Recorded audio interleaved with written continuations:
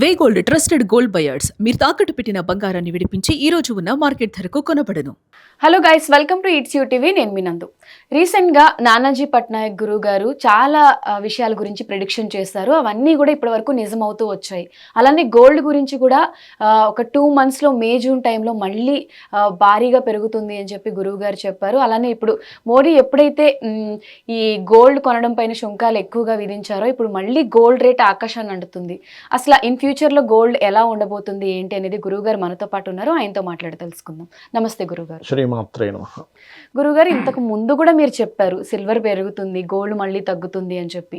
అలానే మళ్ళీ ఇప్పుడు మే జూన్ వచ్చేసరికి కూడా మళ్ళీ ఎవరు ఎక్స్పెక్ట్ చేయని విధంగా మార్పులు వస్తాయి అని చెప్పారు.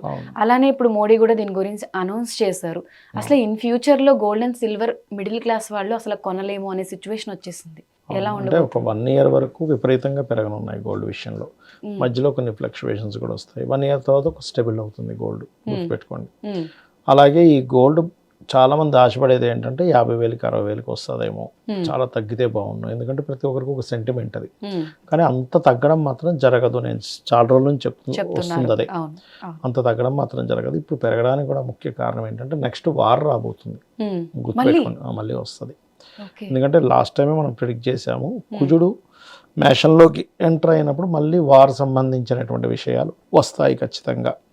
చైనా కూడా వార్లోకి దిగుతూ వార్ అనేటువంటిది పెరగనుంది.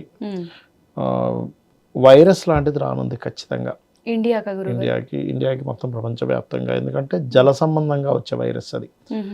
గురువు ఎప్పుడైతే కర్కాటక రాశిలోకి ఎంటర్ అయ్యాడో, గురువు ఎంటర్ అవడం వల్ల ఏంటంటే గురువు యొక్క రాశులు పూర్తిగా స్పాయిల్ అయ్యాయి.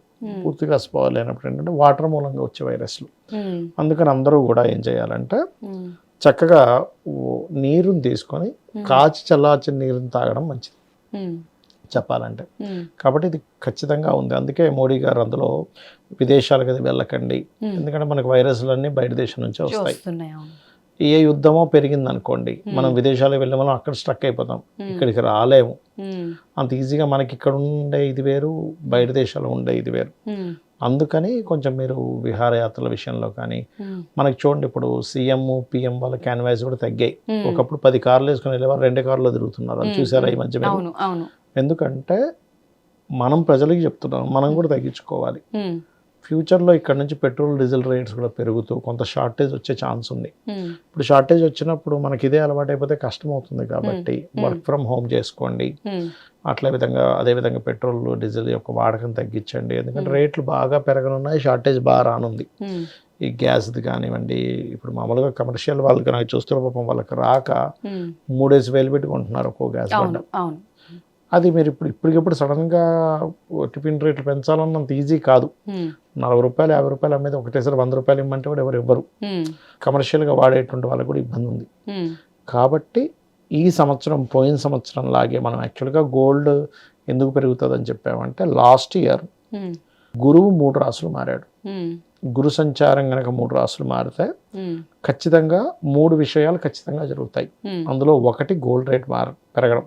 అది కూడా కర్కాటకంలోకి మారినందుకు, అన్ని రాసులు మారినందుకు కాదు. కర్కాటక రాశి is the place of Guru, exalted place. గురువే గోల్డ్ కారకుడు. రెండవది ఏంటంటే మైగ్రేషన్స్ జరుగుతాయి గురువు మారినప్పుడు. ఎప్పుడు కూడా 3 రాసులు మారినప్పుడు ఒక దేశం నుంచి ఇంకో దేశానికి జనాలు వెళ్ళిపోవడం, ఒక రాష్ట్రం నుంచి ఇంకో రాష్ట్రానికి వెళ్ళిపోవడం, అంటే కొన్ని వేల లక్షల సంఖ్యల్లో మారిపోతారు జనాలు. మూడో విషయం ఏమిటి అంటే, ఇలాంటి యుద్ధాలు రావడం లేకపోతే కొన్ని వైరస్లు రావడం వల్ల విశేషమైనటువంటి జన నష్టం జరుగుతుంది. ప్రాణ నష్టం అనేటువంటిది, అంటే మనుషులే అని కాదు, రకరకాల జంతువులు మరణించడం, ఇవన్నీ కూడా జరుగుతాయి. అందుకని మనుష్యులుగా మనం చేయవలసింది ఏమిటి అంటే, కొంచెం కాచి చల్లార్చిన వేడి నీళ్ళు తీసుకోవడం. కొంచెం మనం లాస్ట్ టైం మనకి వైరస్ వచ్చింది 4-5 years బ్యాక్, కరోనా వచ్చినప్పుడు అంత తీవ్రంగా అయితే రాదు. కరోనా వచ్చినంత తీవ్రత ఏమి ఉండదు, కానీ కొంత ఉంటుంది, అందులో ఎటువంటి డౌట్ లేదు. అప్పుడు పూర్తిగా అన్నీ క్లోజ్ చేసేసి చాలా డిఫరెంట్గా వెళ్ళిపోయింది. కాబట్టి అంత ఏం కాదు, కానీ కొంత ఎఫెక్ట్ ఉంటుంది. ఈ ఎఫెక్ట్ అనేటువంటిది ఎప్పటి వరకు ఉంటుందో, 1 సంవత్సరం ఉంటుంది. అందులో పర్టికులర్గా జూన్ జూలై ఆగస్టు వరకు దాని ప్రభావం ఎక్కువ ఉంటుంది. ఎందుకంటే కాలసర్ప యోగంలో ఉన్నాయి గ్రహాలన్నీ. ఇప్పుడు ఈ కాలసర్ప యోగం నుంచి గ్రహం బయటికి రావాలి, అప్పుడు బాగుంటుంది. సో ఇప్పుడు 2027 జూన్ జూలై వరకు, ఈ 2026 కదా ఇది. ఈ మంత్ ఈ ఇయర్ ఉమ్. ఆగస్ట్ సెప్టెంబర్ నుంచి కొంత రిలీఫ్ వస్తుంది, కాకపోతే Okay, నెక్స్ట్ 2-3 ఇయర్ వరకు దీని months లో- ఎఫెక్ట్ ఉంటుంది. ఓకే. నెక్స్ట్ ఇయర్ వరకు ఎఫెక్ట్ అయితే ఉంటుంది, ఎందుకంటే Okay. కాలసర్ప యోగం నుంచి బయటకు వస్తాయి కదా గ్రహాలు. ఉమ్. కొంచెం ఆగస్ట్ నుంచి ఉమ్. ఆగస్ట్ నుంచి ఎప్పుడైతే బయటకు వచ్చాయో కొంత ప్రభావం తగ్గుతుంది. ఓకే. కానీ ఏదైనా కూడా ఈ ప్రభావం మాత్రం ఉంటుంది, దీని ప్రభావం మాత్రం బాగానే ఉంటుంది. అది 1 year వరకు కూడా. అందుకని ఏంటంటే చాలా మట్టుకు చాలా మంది ఈ చండీ పారాయణం చేయడము ఉమ్. ఇవి ఎక్కువగా చేసుకోవాలి, ఉమ్. అప్పుడు బాగుంటుంది. అవును, ఇంతకు ముందు కూడా మీరు యుద్ధం జరుగుతుంది అని చెప్పారు. ఇప్పుడు అవును. మళ్ళీ యుద్ధం జరుగుతుంది అంటే ఇప్పుడు జరుగుతున్న అంటే వారే ఇంకా ఆగలేదు కాబట్టి మళ్ళీ ఇండియా కూడా. యాక్చువల్గా కామ్ అయిపోయింది వారు, ఉమ్. కానీ కుజుడు ఎప్పుడైతే మేషంలోకి ఎంటర్ అవుతున్నాడో మళ్ళీ ఇస్తాడనమాట. ఇక్కడ ఓకే. ఏంటంటే నవనాయకులు అని ఉంటారు. ఉమ్. నవనాయకులు అంటే ఈ సంవత్సరం రాజు ఎవరు, మంత్రి ఎవరు, ఉమ్. అర్ఘ్యాధిపతి ఎవరు, షష్యాధిపతి ఎవరు అని ఇలా ఉంటారు. ఉమ్. ఈ వీళ్ళలో ఉమ్. మంత్రి కుజుడయ్యాడు. మంత్రి అంటే మన ఆలోచన విధానం. ఉమ్. ప్రపంచవ్యాప్తంగా ప్రతి ఒక్కడి ఆలోచన ఎలా ఉంటుందంటే యుద్ధం చేసేద్దాం, ఉమ్.